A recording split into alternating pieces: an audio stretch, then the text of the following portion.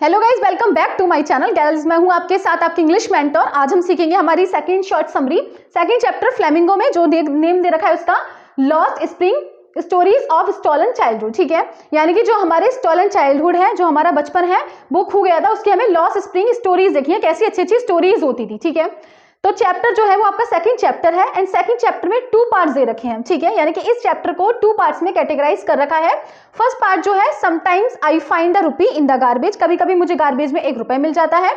And second जो part है वो है I want to drive a car, मैं कार चलाना चाहता हूं। ठीक है, तो 2 पार्ट्स में है। पहले हम सीखेंगे फर्स्ट पार्ट की समरी बताऊंगी, देन हम सेकंड को एक्सप्लेन करेंगे। ठीक है, तो देखिए फर्स्ट पार्ट में जो है करेक्टर है अनीस है। ठीक है, एंड जो नैरेटर जो है, जिन्होंने नैरेट की है स्टोरी वो अनीस है एंड करेक्टर जो है साहिब है। ठीक है, तो इसके बारे में हम सीखेंगे क्या है। ठीक, तो देखेंगे साहिब एक रैग पिकर है और इस स्टोरी में बताया गया है कि जब बांग्लादेश का वॉर होता है, ठीक है, तो बांग्लादेश में इतनी प्रॉब्लम्स हो गई थी, इतनी फेमाइन्स आ गई थी, तो वहां के लोग जो थे वो इंडिया आ गए थे। ठीक, वहां के जब लोग इंडिया आ गए थे तो वहां पे उन लोगों के पास खाने के लिए कुछ नहीं था। उनकी जो कंडीशन थी बहुत ही ज्यादा पिटेबल कंडीशन थी, यानी कि ये कह लो कि उनकी कंडीशन इतनी ज्यादा दयनीय थी, इतनी ज्यादा माइजरेबल थी कि इवन उनके पास खाने के लिए कुछ नहीं था। ठीक है, तो वहां के जो लोग थे वो दिल्ली के, बस दिल्ली तो एक नेम दे दिया क्योंकि दिल्ली का पेरिफेरी एक वर्ड दे रखा होगा इस चैप्टर में कि पेरिफेरी स्ट्रीट में रहते थे वो लोग जो थे, वो दिल्ली के बहुत कहीं दूर झुगीज में, ठीक है, वहां पर स्लम्स एरिया जो था वहां पर रहते थे जो बांग्लादेश से लोग आए थे। ठीक है,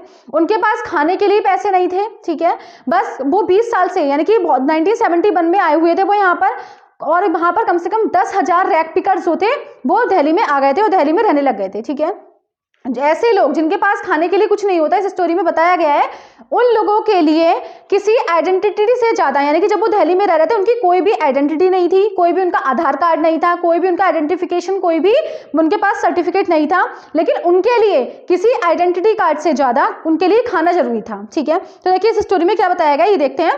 फर्स्ट पार्ट जो है बताया गया है sometimes I find a rupee in the garbage, तो मैं आपको वही एक्सप्लेन कर रही हूँ। ठीक है, अब देखिए क्या होता है, ये जो साहिब है ये कूड़ा बीनता है और इसे कूड़ा बीनना एक इतना अच्छा काम लगता है कि जैसे कि कोई बंडर में खजाना। ठीक है, यानी कि क्योंकि उसे कभी कभी कूड़े में क्या मिल जाता है, 1 रुपए मिल जाता है, कभी कभी 2 रुपए मिल जाते हैं, इवन कभी कभी उसको 10 रुपए ही मिल जाते हैं। तो वो उन लोगों के लिए 1 रुपए 2 रुपए 10 रुपए एक ऐसा है जैसे कि उन्हें सब कुछ मिल गया हो। ठीक है, तो वो लोग बहुत खुश हैं ये काम कर कर। ठीक है, जो नैरेटर है अनीस, यानी कि जो मैंने बताया नैरेटर जिन्होंने ये स्टोरी जो नैरेट की गई है वो अनीस है। तो अनीस बता रही है कि जो साहिब है वो डेली मॉर्निंग में उनको स्टाउंस द गार्बेज करते हुए मिलता है, यानी कि स्टाउंस द गार्बेज का मतलब डेली गार्बेज बीनता हुआ मिलता है। कौन, किसको?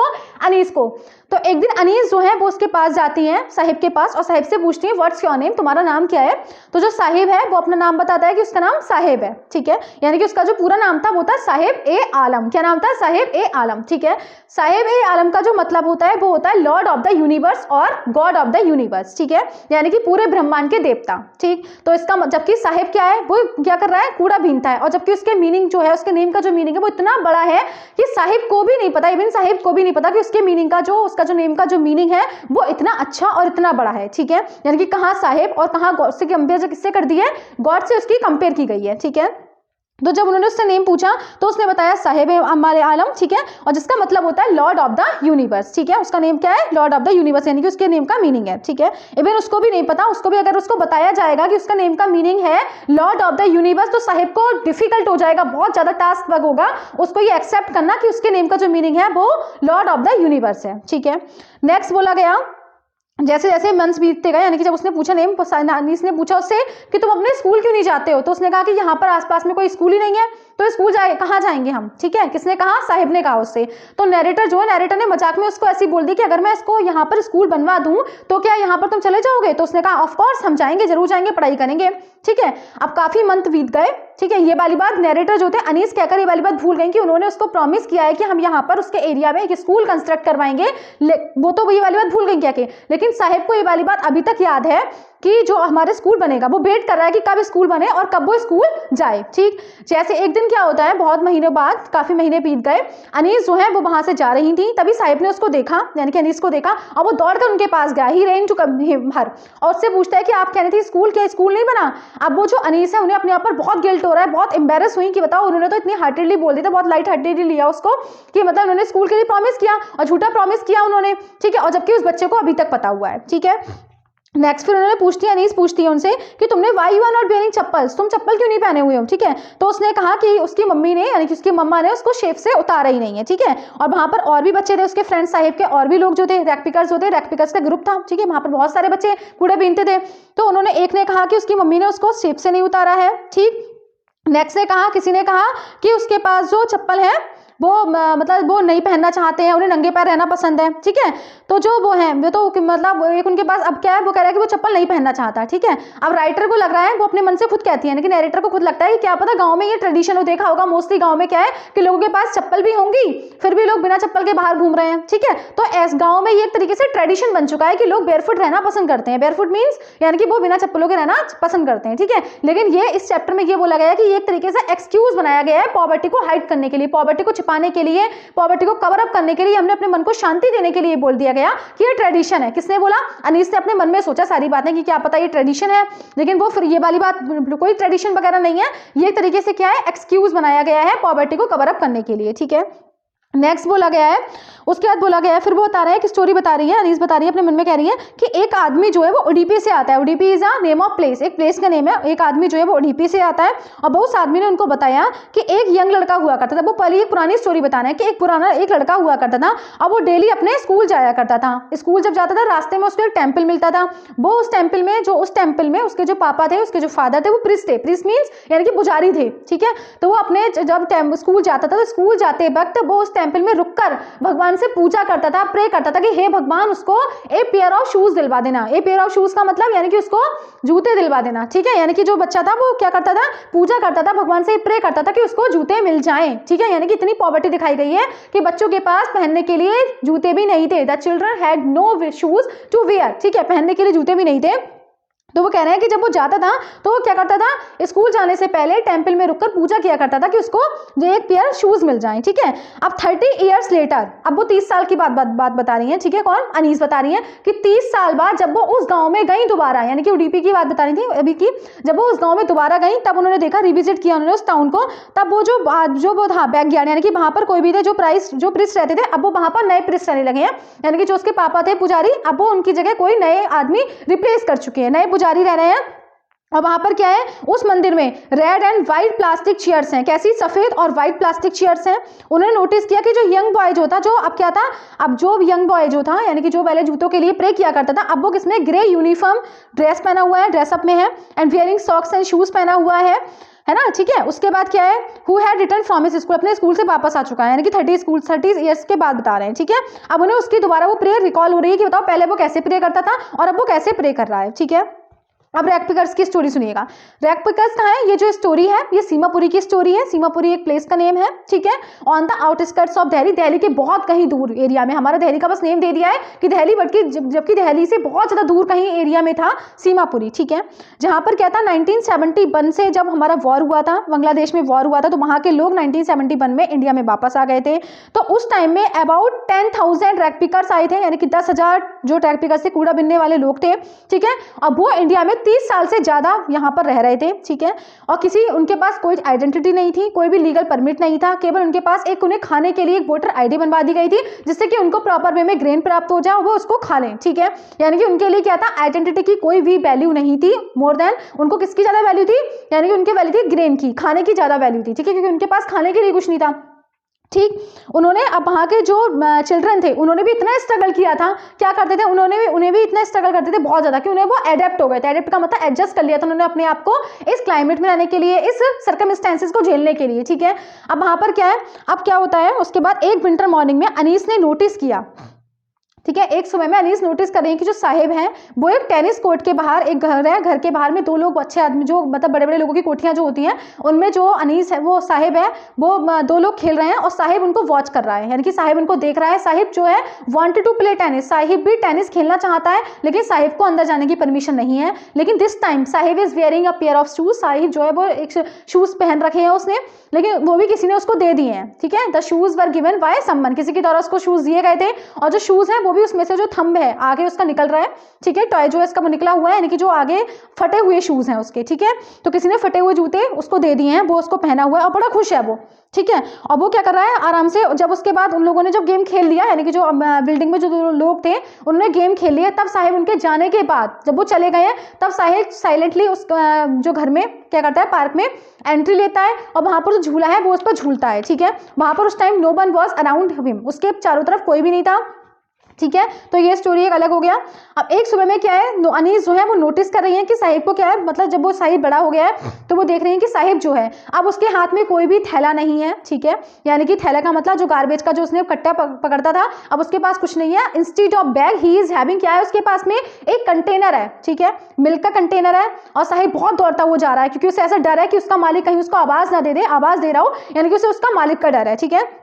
तो वो बहुत जल्दी जल्दी जा रहा है अपने मिल्क बूथ पर। अब उसको कितने रुपए मिलते हैं मिल्क बूथ पर, 800 रुपए मिलते हैं और उसे खाने के लिए भोजन दिया जाता है, ठीक है। अब देखिए, अब he has got the job, वो जॉब मिल गई है उसको, किसकी, यानी कि दूध वाले मिल्क बूथ पर वो जॉब कर रहा है। लेकिन अब वो ही इज नॉट हैप्पी, वो हैप्पी नहीं है। ऐसा क्यों बताया गया, इसमें एक बात को ध्यान से समझेंगे। इसमें इसलिए बताया गया वो इसलिए हैप्पी नहीं क्योंकि जो वो बैग टांगता था, जो उसका कट्टा था, थैला था कूड़े बीनने वाला, वो उसका खुद का था। ही वॉज फ्री, वो उस कट्टे को कहीं पर भी रख सकता था, ठीक है, और कहीं भी भागकर जा सकता था, कूद सकता था, खेल सकता था। He was free to go anywhere, ठीक है। But now he is bound, अब वो बाउंड है, ठीक है। उसके पास उसकी कंडीशंस हैं, उसे अब उसके किसका डर है, अपने मिल्क ऑनर का डर है, कहीं उसको आवाज ना देने। बेशक उसको पैसे भी मिल रहे हैं, खाने के लिए भोजन भी दिया जा रहा है, but now he is not happy, क्योंकि वो हैप्पी नहीं है, क्योंकि अब जो उसका ऑर्डर है, मिल्क ऑनर का ऑर्डर जो है वो कहीं ज्यादा उससे ज्यादा है जो उसके रैक पिकर के जो कट्टे का था, ठीक है। तो इसमें यह बताया गया है कि वो फ्री नहीं है, ना ही वो हैप्पी है पहले की तरह। अब उसके पास बोझ आ चुका है, पहले उसके पास बोझ अपना था, यानी कि कट्टे का बोझ था, लेकिन वो फ्री था कहीं भी जाने के लिए, बट अब वो फ्री नहीं है। तो आई होप कि ये चैप्टर आपको समझ में आया होगा। इस चैप्टर में बहुत ही ज्यादा वो नहीं है, ठीक से समझ गए होंगे, ठीक है। ये समरी मैं इसीलिए बताती हूँ जिससे कि आप लोगों के क्वेश्चन को आराम से अपने वर्ड्स में क्रिएट कर पाएं, ठीक है। अब सेकंड पार्ट हम स्टार्ट करेंगे, आई होप समझ गए होंगे आप लोग इसको, ठीक है। सेकंड पार्ट देखेंगे इसका।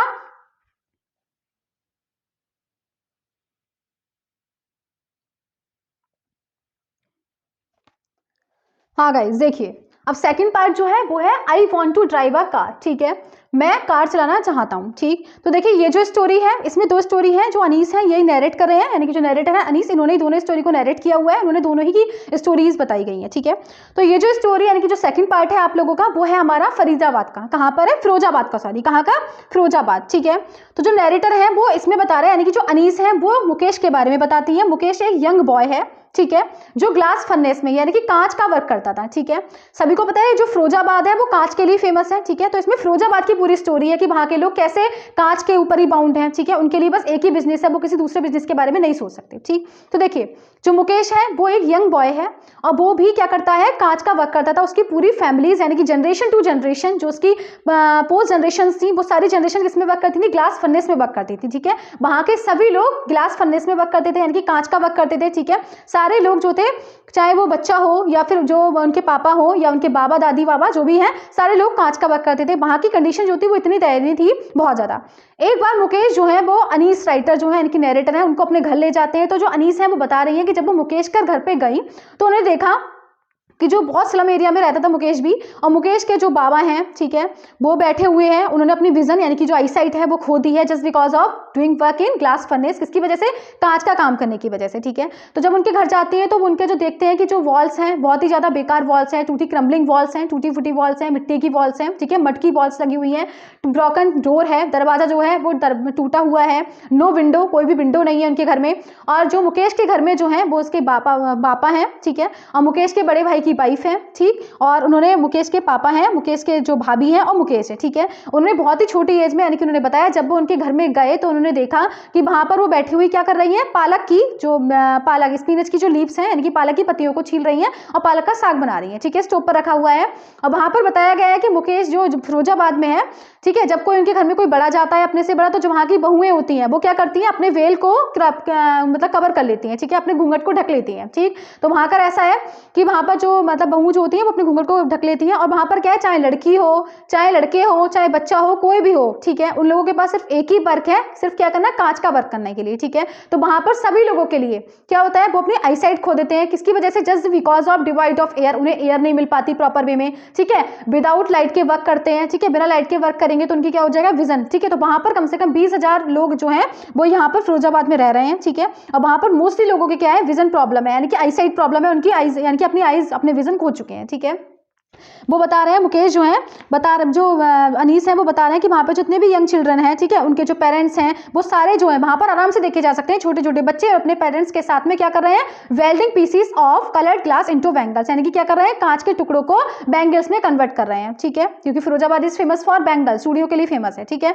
अब वो बता रहे हैं कि जितनी भी फैमिलीज हैं वहाँ पर वो सारे क्या कर रही हैं, सिमिलर टाउन ट्रॉडी कंडीशन, बहुत ही बेकार कंडीशन में रह रही हैं, ठीक है। और मुकेश के घर में जितने भी लोग हैं, यानी कि जानवर और जो फैमिली यानी कि मेंबर्स जो हैं और जानवर है, दोनों एक ही साथ में रह रहे हैं, मतलब कोई जानवर और ह्यूमन में कोई डिफरेंस ही नहीं है, ठीक है। इतनी कंडीशन जो है बहुत ही ज्यादा हाइजीनिक कंडीशन प्रॉब्लम है, ठीक है।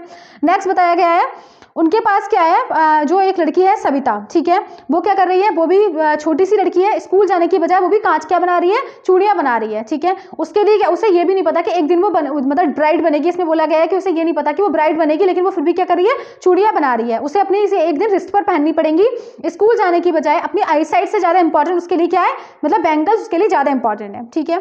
इसमें बताया गया कि वहां के जो लोग हैं सिर्फ कांच के ग्लास के बारे में ही ऐसा अपना प्रोफेशन जो है वो कांच का ही सोच सकते हैं, इसके अलावा कोई नहीं सोच सकते, ठीक है। फिरोजाबाद में 2 वर्ड से कंपेयर किया गया है, ठीक है, यानी कि 2 लोगों से के वर्ग से सेक्शन के वर्ग से कंपेयर किया गया है। एक तो वो लोग पॉवर्टी वाले लोग, बहुत पॉवर्टी है, और एक साहूकार, ठीक।